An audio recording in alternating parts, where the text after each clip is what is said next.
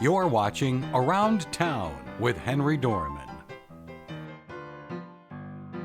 Around Town is sponsored by Chemung Canal Trust Company. They're really nice people. Trust is their middle name. Service is their motto. And I like them a lot, and that's why I bank there. If you ever come by to look me up, I'll be in the vault. Safe place. We're in the middle of Philadelphia. This is a place you've got to come to see because of all the pizzas in the world. Why in the world would they have the world's greatest pizza in Philadelphia? I didn't know, so I came to find out. And this is Michael Carter, who owns, what's the name of the place? The name of the place is called Pizza Brain. Pizza Brain, and they have the largest, according to the Guinness World Book of Records, the largest collection of pizza paraphernalia, logos, posters, and real pizzas. They even have pizzas in the floor under glass. Can you believe this? Plus, in the world. Plus, in the whole world. In the whole world. Yeah. He's editing me in the whole world, and he's brought us 2 pieces of pizzas because he's going to explain why this place has the best pizzas of any other place in the world. Right? I hope so. This is my newfound friend because it's closing in on noon, and guess where we're having lunch? Ha. Hold on, I'm leaving now this whole thing to him, and he can tell you the world's best pizza, where they're located, because they got to write it down, because they have to come from out of town to Philadelphia to be here, and to go to other crazy places like the Masonic Temple and the prison. That's right, Eastern State Penitentiary. That's right, we did a little piece on them before. But now we're here, and this is all yours. Okay. I'm giving him the microphone. I'm taking the pizza. Awesome. So you asked a little bit about Pizza Brain and what makes Pizza Brain special and why Pizza Brain is the world's first, we think, pizza museum, and definitely has the largest collection of pizza-related items in the world. Well, one, we are located here in Fishtown, which is a neighborhood in Philadelphia, and the address... Well, apparently there used to be a shad industry here, or a fish industry in this neighborhood, and in many of the parts of this particular neighborhood, there used to be a lot of factories. So there was not only just the fishing industry, but then there were just a lot of other factories that were in the neighborhood that made various things back in the Industrial Revolution. And the name Fishtown, I guess, of all the things that were made or sold here, it sort of stuck. So we're on Frankfort Avenue, 2313 Frankfort Avenue in Philadelphia. It's in the Fishtown neighborhood of the city. And this is sort of like, for your audience that might know New York, it's sort of like Brooklyn, it's sort of like Williamsburg or Bushwick or some neighborhood like that. It's our artsy maker neighborhood. How'd you come up with the world's greatest pizza? So the way that we came up with the world's greatest pizza, well, I hope it's the world's greatest pizza, is that we, in developing this concept, we spent about a year with pizza parties and figuring out exactly what it was that we wanted in a pizza. So as part of that process, we toured throughout the entire country to different pizzerias, Cafe Bianco in Arizona, DeFara's in New York. Did you gain weight? I gained weight, and I'm still trying to lose it. This was 5 years ago and still trying to lose it, so yeah. So I gained a little bit of weight in the process, but what we found out was that we wanted to make the finest thin crust pizza. And thin crust pizza is a sort of a particular pizza to the East Coast of the United States. Way back when pizza first came, it used to be served whole, and it wasn't until the 1930s that people actually put a slicer to it or a knife to it and cut it and put it and got it in slices. How do you know so much about old pizzas? Oh man, I don't know, man. I just studied pizzas. You studied pizzas. There's a pizza. I'm trying to. There isn't a pizza college, but I'm trying to, get that kind of knowledge. No, truly, we had a research back. We had some help with some friends in New York, Scott Wiener in New York, and a couple of people who have written books about the history of pizza, and just some research that we've done independently to try to put together this museum aspect. And our goal was that we wanted to do something that people were familiar with. Typically with pizza, people pick it up, and it's really tactile, and they fold it over. And again, that was something that was really practically invented here in the United States in America in the 1930s. And when you fold it, it just sort of adds that tactile experience. So that's the thin crust style. We wanted to have the finest thin crust pizza. New York is usually the place that is known for thin crust pizza, but we thought Philly, you want to give Philly a shot at making the finest. Do you fold over your pizza? I'm learning things all the time. Yeah, I do that. It's got a little trick to it. Fold it right in the middle of the crust. It is folded right at the ends of the crust, in the middle of the crust. And this particular pizza is our Forbes pizza, which is our pepperoni pizza. And we're on a few best in America lists. So the pepperoni pizza that we have is pepperoni that we source from a farm in Vermont. It's the animals are raised without any sort of hormones, and the sauce, the pepperoni is smoked and cased, and we slice it really thinly. We have our staff who actually slice the pepperoni right here, and we put it on with a lot of love. So it's a really full-flavored pepperoni. Pizza has come to this. Pizza's come to this. And what's Pizza's the other come one? to this. And this is our Leonard Bookman pizza, which I features. assume there's a Leonard Bookman. Well, you know, there's a friend that is our friend who lives about a couple blocks away. His name, well, I don't want to call him out. His name is Leonard Bookman, but yeah, we sort of played around with his name a little bit, and we named a slice after him, which is what we do at Pizza Brain. We also name our slices. So our pepperoni is the Forbes Wagon Sense, and the Leonard Bookman is. Why? I think it's just fun. Why not? It's just fun. I mean, you named it Forbes. Why? It was one of the first names of that my partner had brought to our attention. He used to work in an office, and he would just take stock of all of the weird names that he had heard. No, come on. I mean, we're being recorded now. Yeah. What do I have to do to get a pizza named for me? I'm in New York. Will you name a New Yorker, a pizza after a New Yorker? I would name a pizza after a New Yorker, for sure. And you're an upstate New Yorker, so that makes it even more. You know, it's like that doubles the likelihood. God. See, you were there at the beginning. What's it going to be? What's it going to have on it? Everything? Well, that's just it. It has to reflect your personality. So are you an everything kind of person? Well, I like a little pineapple. A little bit of pineapple. All right, we could do that. You could do that. We could do. I knew they could. All right. Anyway, let's tell do us it. more about here. Open 7 days a week? We're open 7 days a week. We're open 7 days a week.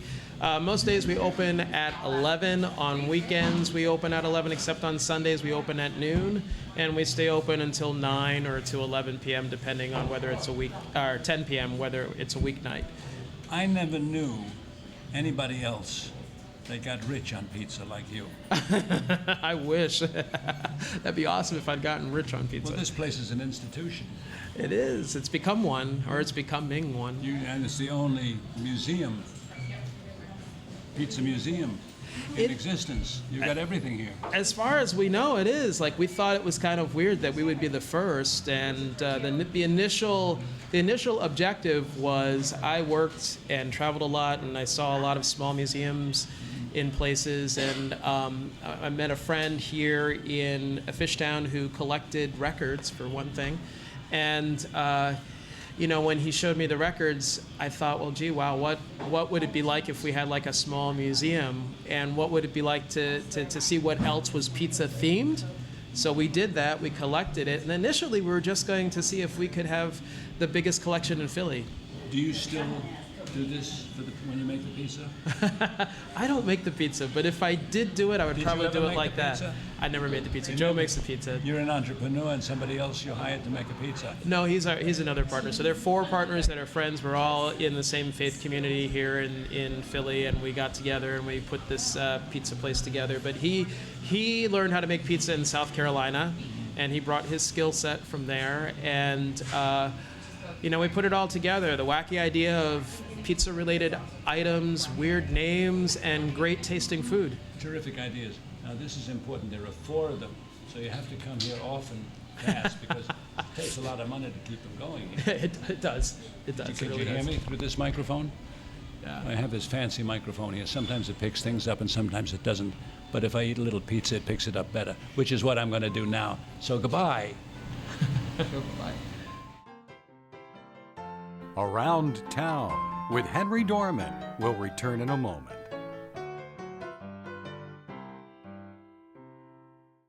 Every year, 40% of all food in the U.S. never gets eaten. 40%. That's almost half the food we produce. Food waste is a serious problem. It impacts all of us. And it's expensive. Your family is throwing $1,500 a year in the trash. We're working hard to put food waste on the chopping block. And you can do the same at home. Learn how to cook it, store it, and share it. Just don't waste it. Go to savethefood.com. Life, it never stops moving. Getting from here to there. Managing long hours at work. Juggling a busy home. You need a bank that keeps up. That's Chemung Canal Trust Company. Bank online. Bank with our mobile app. Deposit a check with your smartphone. Open an account at Chemung Canal and bank with us anywhere, anytime. Chemung Canal Trust Company. Member FDIC. Equal housing lender. We now return to Around Town with Henry Dormann. We're in a secret place. This is the hubbub of activity, and things could go wrong here any minute, but they don't, because this fellow is in charge of how many stations? 14, sir. 14 stations, and it's called the LillyHub of Lilly Broadcasting. Yes, sir. And your name is not Lilly. No. My name is Andrew Hughes. And you are? One of the lead master control operators for LillyHub. He pushes buttons to put people on the air and take them off and make them look good. Oh, yes. And you've been here how long? 4 years 4 years this Sunday. And tell me what he does. He right now is running stations out of Erie, Pennsylvania. Yeah. Currently 1, 2, 3, 4, 5, 6, 7 right now. Out of Erie? Out of Erie, yep. Does that include, you've got Honolulu too? Yes, sir. Does that include Honolulu and those stations? We kind of separate them by location or network. So but right now, primarily, he's running the Erie NBC affiliate and the Erie CBS affiliate, and even their CW network and MeTV Broadcasting. Wow. MeTV is like a TV land type of classic television programming. So he can go on the air and off the air with a push of a button? He could. He needs to do that to roll his brakes and to make sure that we're on time. When you say roll his brakes, what does that brakes? What does that roll mean? his brakes. Anything that the sales department pushes to us where they want us, people that buy up airtime and sell it to us, and then we make sure they roll the proper time. Now, I have to be friendly with you because I have the feeling that you're the person that puts on my promos for my show. I've done them all this week, yes, sir. Isn't he wonderful? I make sure they get in there to air just before 7 a.m. Good. Yep. Wow. And tell me what he does. He is getting all the content ready. All of our What's his name? His name is Baranyk. All of our syndicated shows like Your Judge Judy, People's Court, anything that's fed down from satellite and recorded, and we segment it and put it on the air. It's interesting. Are you there? Yes, sir. He doesn't have a microphone, so he can't speak, but he does a terrific job, right? I'd like to think so, yes. You do such a good job, you deserve a raise. We'll have to talk to somebody else about that one. Sorry to embarrass you. Oh, that's... They have a lot of, this is kind of an exclusive place. They have doors here with glass so you can see through, but nobody's allowed in. It's like you have purified air in here. We have multiple air conditioning units, keeping all the equipment cool and whatnot. We do keep the doors open, and anybody's welcome to come in and say hello. Really? But as long as we're not too awful busy. From the public? Well, any potential sales clients or anybody coming to see the station, yeah. So if you want to buy advertising, you can come in. You'd have to talk to our sales department, but we could work that out, yeah. Now, with all this experience that you've had, and with them, I mean, he's glued to the screens, and you've got how many screens here? Oh, too many to count. What other stations are there? Honolulu, Pennsylvania? Our reach is from all the way out to Honolulu, Hawaii, down to the Caribbean, the Virgin Islands, Puerto Rico. Who would have known that for a station that you're watching up here, that it's going to this expanse Miles of viewers, millions of miles. With the push of a button, he changes somebody's programming out in Pennsylvania, or the power of the internet, we can do anything. You're very powerful. We can be, but we do the best we can. Now, tell me in secret, there must have been in the time you've been here, and we interviewed him last year, in the time we've been here, there must have been some things that happened that were really either exciting, scandalous, things to talk about, horrible things, real gossip. Well, I since I'm here in the morning, I see so much daytime television. There is gossip and whatnot, but there's so much going on. I'm paying attention to so many stations that it's really hard to key in and remember what was I just watching, because I'm looking at the next thing, you know. Nothing too exciting. We just want to make sure we're doing the best we can.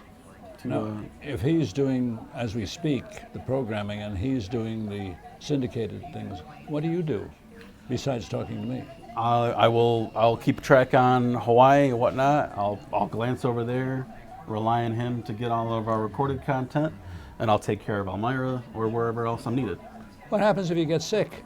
I haven't taken a sick day in 4 years, and maybe one.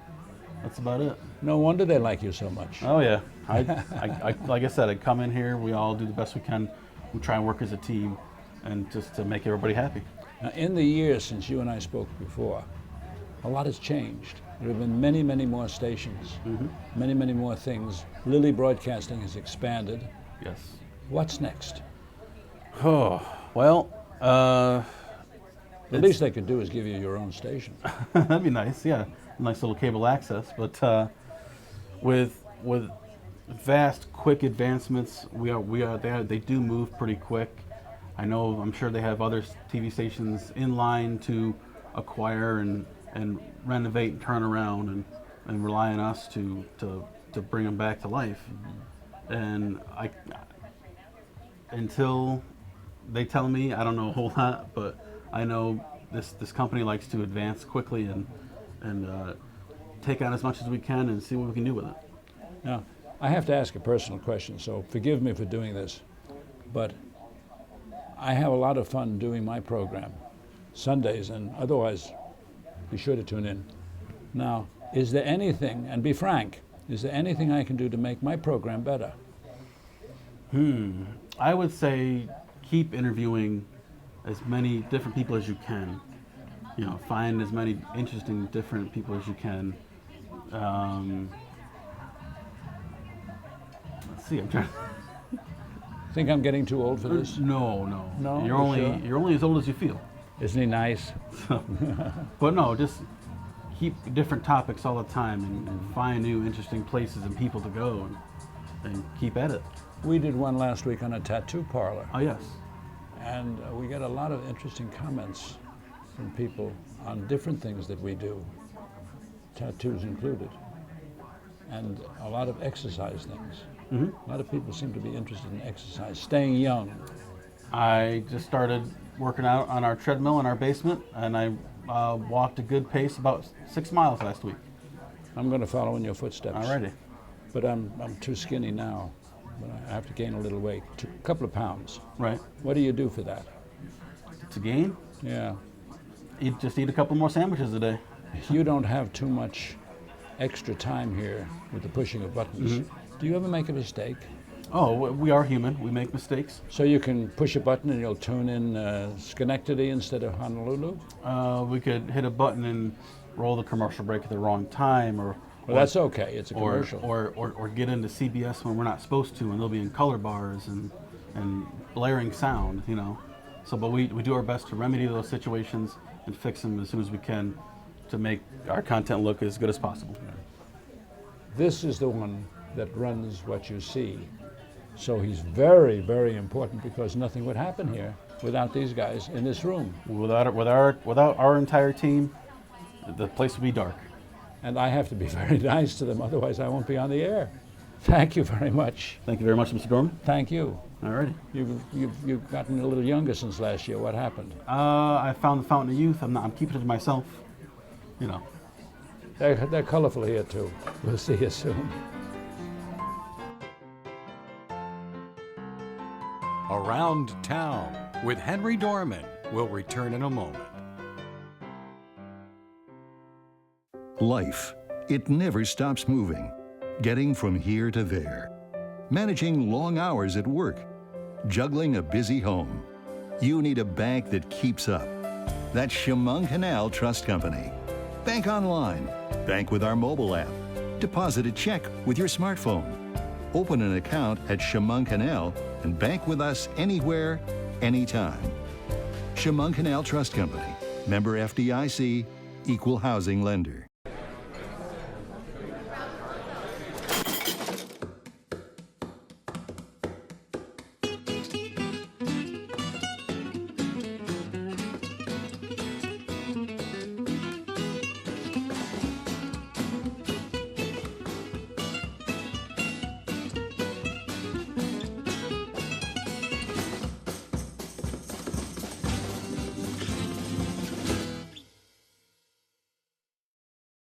Okay, so we drowned the fire, stirred it, drowned it again, and now just feel if it's cold. Yeah. Cool.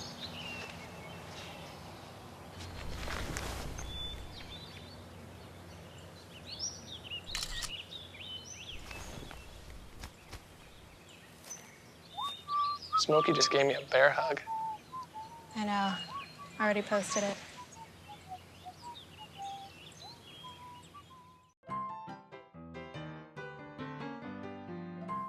We now return to Around Town with Henry Dormann.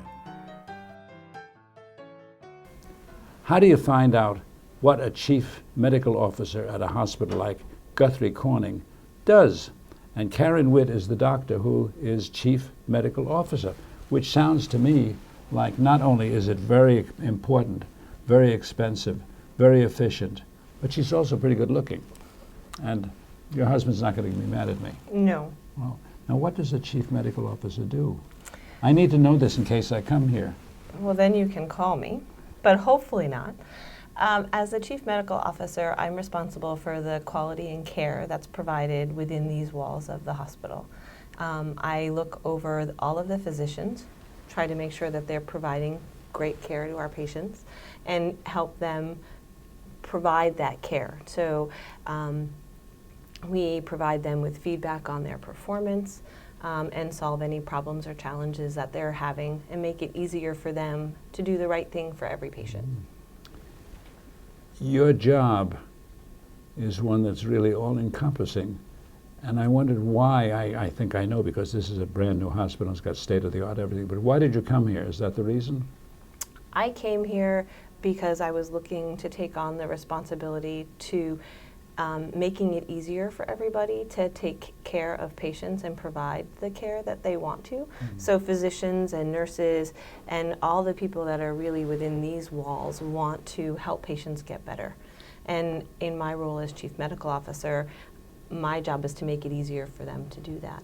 And so when I went to look for a position to take on the chief medical officer role, I interviewed at a number of places and was very much impressed by the values that Guthrie has. They believe in patient-centeredness, excellence, and teamwork. And those, I think, are the key components to be able to provide great care to our patients. And when they talked about them, those values weren't just words on a wall. People talked about them every day and lived them, and I heard conversations about people were having meetings and they stopped and they said, well, how does this affect the patient? And to me that meant that we were doing the right thing here. Are you nervous? Of course. Hold hands. And my hands are cold. You see how nervous I am? You see that? I Are they do. freezing cold? They're freezing cold. We'll hold hands. We're going to hold hands for the interview. This is the nicest part of the interviews. And I always get to do this with some beautiful lady who's very important. And she gave me a squeeze. You didn't see that. But thank you for the squeeze. You're welcome. Now, what should I ask you that you would want to answer to get out something about the hospital? Ask me about the people that are here. I asked Hoover about the people that were here, and I'd ask you too. And he says nothing but the nicest things, that they're dedicated, nice people. What else is he going to say? The people that come here come to work every day, passionate about what they do, and constantly trying to make a difference. And it's amazing to have such people to work with every day, because I know every day we're making something better. Everybody seems so nice. I keep saying this, but everybody seems so nice. They are. It's true. Yeah. I'm from New Hampshire, so my family and I moved here from New Hampshire, and we were really surprised at how nice everyone was. What else should I ask? Now, if you were me, What would you ask that you want to answer that you haven't had a chance, that nobody's asked you before? How's that? They can even be personal secret things. No secrets. She's got me right in the eye, you know. She looks me right in the eye. I think one of the most important things for people to know is that in healthcare, you know, we take care of patients when they're sick and when they're ill. But the biggest and most important thing is to try to stay healthy. And it's hard today with everyone being busy and working, but it really is important what food we put on the table, what we do outside of work, and that we exercise and eat well and teach that to our families. Are you a green food person? I like the concept of clean eating. What's that mean? Where you try to eat less processed food. So I shop on the outsides of the grocery stores, milk, dairy, fruits, vegetables, meats. I try to stay away from mac and cheese in a box. So do I, but I don't always get that far. I try to convince my children that Kraft macaroni and cheese is really not the biggest delicacy. What are the foods you should eat? Fresh? Fresh, lots of fruits and vegetables. When you're in school, they remind you 5 to 7 servings of fruits and vegetables a day. And if you think about it, that's a lot of fruits and vegetables. You actually have to really work to put that into your diet. What about eggs? Eggs are okay. All right. Bacon? In moderation. And I smoke a cigar a day. Is that okay? Probably not the best thing for you. I don't inhale. We've heard that before. Yeah, I've heard it before. So I should give it up, huh? Ideally, yes. I may live forever. This is an exciting visit. With all of these things here and all this modernistic new discoveries, robotic medicine operations, what frustrates you the most? There must be something that goes wrong. There are things that go wrong. We're all human. And so despite trying the best that everyone can do, there are times that things don't go the way we would want them to. And there are things that are also outside of our control sometimes, and that's hard. And it's hard to explain to patients that even with everything that we know, that we don't understand everything there is to know about medicine. Are you always that nice? I try to be. Don't you get in a bad mood ever? When I'm tired. Huh? So I try not to be too tired. Well, you're a wonderful lady, and I thank you very much. Well, thank you very much. I think taking the responsibility of Chief Medical Officer is kind of an awesome title. It really is. Very humbling, though. Do they pay you enough? Of course. I wouldn't be What here. What else is she going to say? But it's a privilege and an honor to have this position. It's not Everybody about what says you're that paid. about this hospital. It is. It's because we get to help the best people there are. Well, I thank you. I thank you. You must come. Is there a phone number they need to call if they want information? There is, but don't ask me. I'm too new. I dial it on my phone. What is that? Well, this is just my watch. Pretty fancy watch. That's my triathlon watch. What do you do? Run to that? Swim, bike, run. And you test it all? You're a health person. Yes. Well, I can't tell my patients that they're supposed to eat well and exercise and not do it myself. Okay, now for a question. Okay. At a certain age, certain things happen. You're too young to know this. But at my age, all that I had up here has fallen down here. And I'm getting a pot belly. Okay. What am I going to, but I have a nice tailor. But what am I going to do about this in the future? I get all this free medical advice here. Well, you can't, unfortunately, you could have surgery to pull it all back up again. But the reality is you're healthy and active and just keep doing those things. We can't undo age. Isn't she nice? I have such a nice time here. Come by. It's worth coming to see, even if you're not going to be medically taken care of. Come and visit and see the place. It's fantastic. We'll see you. I will be here.